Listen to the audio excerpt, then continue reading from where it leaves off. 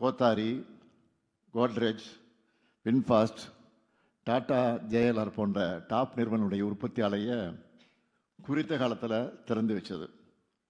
இன்னும் குறிப்பாக சொல்லணும்னா, பெரம்பலூரில் இருக்கக்கூடிய ஃபினிக்ஸ் கோத்தாரி காலனி திட்டம் அடிக்கல் நாட்டினதும் திறக்கப்படுறதுக்கான இடைவெளி என்னன்னு கேட்டிங்கன்னா, சரியாக 12 மாதம் தான், ஒரே வருஷம்தான்.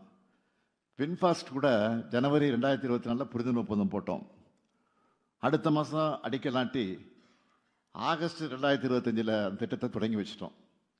அதே போல் கடந்த திங்கட்கிழமை திறந்து வச்சு, அதையெல்லாம் நீங்கள் டிவியில் பத்திரிகையில் பார்த்துருப்பீங்க. புகழ்பெற்ற டாடா ஜேஎல்ஆர் நிறுவனத்தோட பணிகளை செப்டம்பர் 2024 தான் தொடங்கணும். இந்த வாரம் ஃபஸ்ட்டு காரை வெளியிட்டாச்சு. இதெல்லாம் பார்க்குறவங்க எப்படி தமிழ்நாட்டில் இதெல்லாம் சாதிக்க முடியுதுன்னு நினைப்பாங்க.